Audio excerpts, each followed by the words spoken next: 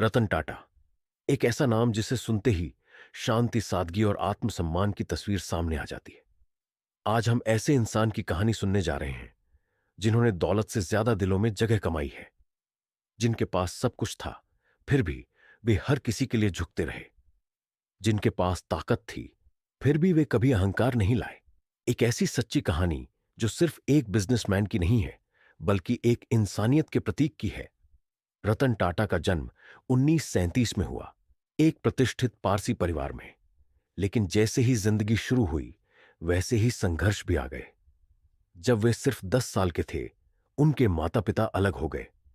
किसी अमीर बच्चे के लिए यह बहुत बड़ा भावनात्मक तूफान होता है, लेकिन उनकी परवरिश उनकी दादी नवाजबाई टाटा ने की, जिन्होंने रतन को न केवल शिक्षा दी, बल्कि मूल्यों और संवेदनाओं से भर दिया। रतन टाटा की पढ़ाई अमेरिका के कॉर्नेल यूनिवर्सिटी से हुई, आर्किटेक्चर में डिग्री ली और फिर हार्वर्ड बिजनेस स्कूल में एडवांस मैनेजमेंट प्रोग्राम किया। उनके पास विदेश में रहने के सारे अवसर थे, लेकिन उन्होंने भारत लौटना चुना।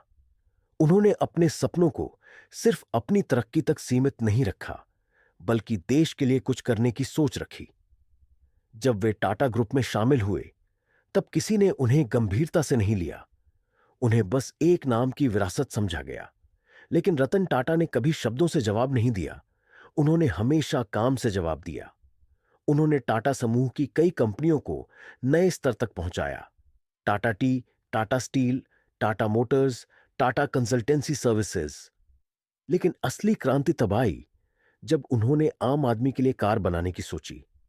एक दिन उन्होंने देखा कि एक परिवार 4 लोग स्कूटर पर सफर कर रहा है, और वहीं उन्होंने सोचा, ऐसी कार क्यों ना बनाई जाए जो हर भारतीय खरीद सके।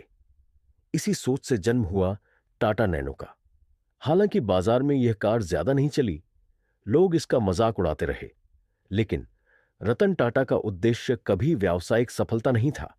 उनका मकसद था आम आदमी की तकलीफ को समझना और हल देना। यही तो रतन टाटा की सोच थी कि एक अच्छा इंसान बनने के लिए आपको बड़े बड़े वादे नहीं, छोटे छोटे नेक इरादों की जरूरत होती है। और फिर आया वो ऐतिहासिक दिन जब उन्होंने फोर्ड से जगुआर और लैंड रोवर को खरीदा। एक समय फोर्ड ने उन्हें अपमानित किया था, तुम कार बिजनेस नहीं समझते, इसे छोड़ दो। और सालों बाद फोर्ड ही उनके सामने हाथ जोड़कर अपने ब्रांड बेच रहा था।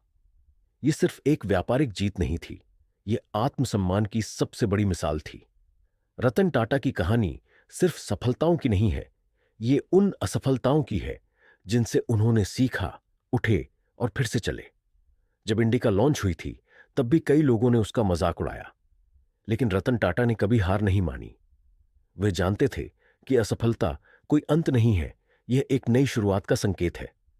26 नवंबर मुंबई हमलों के समय रतन टाटा ने जो किया, वह इस देश की याददाश्त में हमेशा जिंदा रहेगा।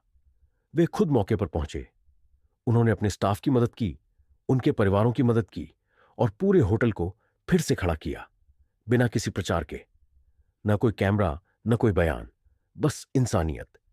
कोविड महामारी में भी रतन टाटा सबसे पहले आगे आए। उन्होंने 1500 करोड़ रुपए की सहायता दी, बिना शोर, बिना प्रचार, क्योंकि वे मानते हैं कि जो सच में देना चाहता है, वह चुपचाप देता है। रतन टाटा का जीवन इतना सादा है कि कोई भी हैरान हो जाए। रतन टाटा की तरह व्यक्ति न तो पद से बड़ा बनता है, न पैसे से, वह अपने विचारों से बड़ा बनता है। उन्होंने एक बार कहा था, don't believe in making the right decisions, believe in taking decisions and then making them right. यही सिद्धांत उनका जीवन दर्शाता है। आज का युवा यदि रतन टाटा से कुछ सीख सकता है, तो वो ये है, विनम्र रहो, असफलताओं से मत डरो और अपने देश के लिए सोचो। आपकी सच्ची पहचान आपके किरदार से बनती है, आपके कपड़ों या कार से नहीं। अगर आप भी जिंदगी में कुछ बड़ा करना चाहते हैं, तो सिर्फ पैसा कमाना मत सोचो। ऐसा काम करो कि लोग सालों बाद भी तुम्हारा नाम गर्व से लें, जैसा आज हम रतन टाटा का लेते हैं। याद रखिए, हर सफलता के पीछे एक लंबा संघर्ष होता है। आदमी कभी ना कभी छोटा होता है, फर्क बस इतना है कि वह कभी रुकता नहीं। रतन टाटा भी रुके नहीं, झुके नहीं, टूटे नहीं, बस देश के लिए, इंसानियत के लिए एक नई मिसाल बन गए। तो क्या आप तैयार हैं अपने जीवन में बदलाव लाने के लिए? क्या आप अपने सपनों के पीछे वैसे ही भाग सकते हैं जैसे रतन टाटा ने किया? अगर हां, तो आज से ही शुरुआत कीजिए, क्योंकि जब इरादे नेक हों और हौसला बुलंद हो, तो कोई भी सपना छोटा नहीं होता। अगर ये कहानी आपको प्रेरणा देती है तो इसे लाइक करें, कमेंट करें और अपने दोस्तों के साथ शेयर करें।